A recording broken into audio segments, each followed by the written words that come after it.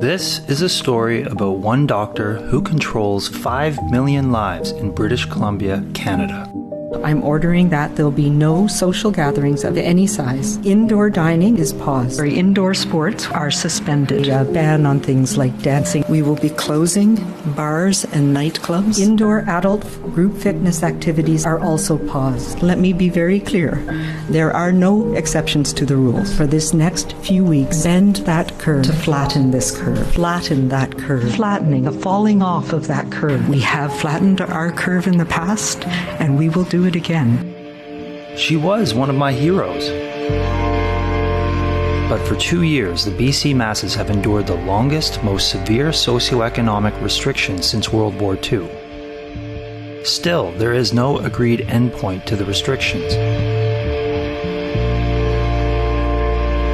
Sadly, Dr. Bonnie Henry fails to see that her endless restrictions are causing much more harm than good. And in this video, I will show why.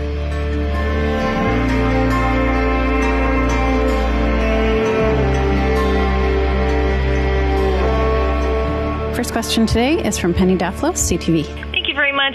Dr. Henry, I just wanted to start with you. What is your goal right now?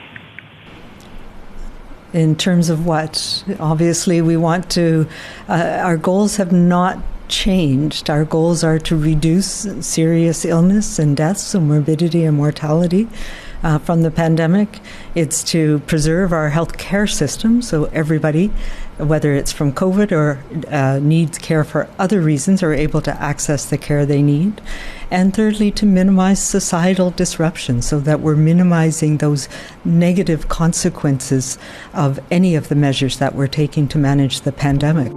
Okay, let's analyze the data behind these three goals and see where we're at. For hospitalizations, there has actually been a 0% change compared to pre-COVID years. In many years, it was actually worse. And they admit it right here, 2 years into endless restrictions. 8,778 inpatients in BC hospitals. That's an occupancy rate of 95.1%. Typically, it's more than 100% at this time of year, should be said. No, actually, it has always been worse than 95%. I have this 2017 Freedom of Information document that verifies BC hospitals averaged 103% occupancy from 2011 to 2016. To further corroborate this, I looked at reports about BC healthcare through these years and later, and was shocked to find in 2011, for example, a BC hospital had to commandeer a Tim Hortons to put patients in. And since 2011, every year has stories about hospitals being overwhelmed. And for all these pre-COVID years, the healthcare system did not collapse. It appears the real problem here is chronic mismanagement at the Ministry of Health. Endless restrictions won't solve it. And what about deaths? The median age of death from COVID is 82 years old. COVID is the 8th leading cause of death, causing just under 3%. Overdoses kill far more people. And influenza came in at 9th place just after COVID. Of course, all deaths are bad, but is it proportionate to continually harm all of society endlessly for a 3% increase in death? And finally, her third goal, to minimize social harm. Unfortunately, the data shows that Dr. Henry's restrictions have led to mass trauma, leaving no one unscathed and harming many irreparably. This trauma can be categorized as psycho, socio, econo, and biotrauma. Let's look at the evidence. For psychotrauma, there's been a tripling of suicidal children in the second year of restrictions. Over twice as many children have eating disorders. A doubling of depressed children. In adults, an exponential increase of depression and suicidal thinking. But the most alarming psychotrauma has been mass cognitive dissonance, caused by health officials making definitive claims that turn out false. The worst example was that vaccines prevent transmission. Look how conclusive the scientists are. If you're vaccinated, you really don't need to worry about getting it in a way that's serious or transmitting it. That is true. You're absolutely right. You said it correctly. The risk is extremely low of getting infected, of getting sick, or of transmitting it to anybody else. Full stop. When you are vaccinated, it means that you are less likely to get infected. If you are infected, you shed virus for a shorter period of time, you're less likely to transmit to other people. You're coming at a very good time because people are frightened and they are confused. Because you say, get vaccinated, get boosted, you're protected. That does not appear to be the case. Help us understand what's happening to us. Well, when you're dealing with a virus, a variant like Omicron, we will be seeing breakthrough infections of vaccinated people. That is going to happen. The risk is extremely low. We will be seeing breakthrough infections of getting infected, spreading from person to person, of getting sick. That is going to happen, or of transmitting it to anybody else. Full stop. Tragically, this cognitive dissonance has increased vaccine hesitancy at a critical time when vaccines successfully prevent serious illness and death. Now, for the socio-trauma, education has deteriorated like never before. Political division is surging. Families are being torn apart from within. And for the econo-trauma, thousands of small businesses and families have been financially destroyed. Women and youth employment declined dramatically, and inflation is the highest in 18 years because the government has to print money to support people who are restricted from working.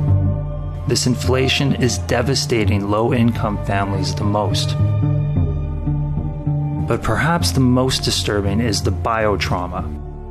We've seen a doubling of infant fractures and head trauma due to increased parental maltreatment. Many times, Dr. Henry closed all fitness establishments, which dramatically lowers the population's protection against physical and mental illness. Most shockingly, hundreds of disabled children are suffering because of canceled surgeries, when the hospitals are not even above their average occupancy for the last 10 years. The family says it has been scheduled and canceled 4 times in the last 6 weeks. For a surgery, the 14-year-old from Fort St. John desperately needs to continue his long battle with a condition he has lived with since he was a toddler. I want it as soon as possible. If Devin doesn't get surgery, his curve is so bad, so that's going to push into his lungs. His curve is going to push into his spleen. It's going to push into his ribs. It's going to push into his heart. The evidence is overwhelming and tragic.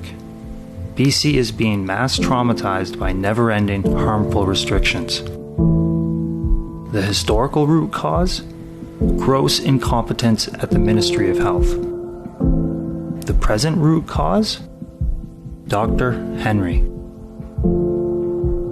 No one will ever know her true intent, but I believe she truly and deeply wants the best for BC.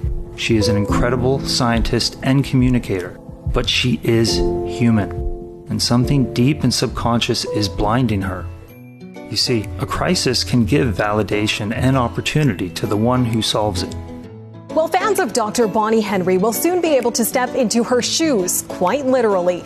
The provincial health officer has teamed up with legendary Vancouver shoemaker John Fluvog to create a pair of heels suitably named Dr. Henry. People are going, oh, she's so great. And, she wears your shoes, John. And then she has, obviously, as you're aware, became a bit of an icon for us all during this time. Well, this week marks the 1-year anniversary since our lives were turned upside down by the pandemic. And one voice that's been keeping us all calm during this time is BC's top doc, Dr. Bonnie Henry. She's written a book, Be Kind, Be Calm, Be Safe. Well, listen, Bonnie, you may have been on TV, I think, this past year more than Carolyn and I. Has it really surprised you, kind of this celebrity status that you now have? You even had a pair of shoes named after you. I do. The shoes I quite love. I still am surprised when I see my face on things or when people recognize me. It's not something that I'm used to or even getting used to. Perhaps it is this unexpected validation and opportunity that is blinding her, without her even realizing it. No one will know. And for now, all we can do is wait.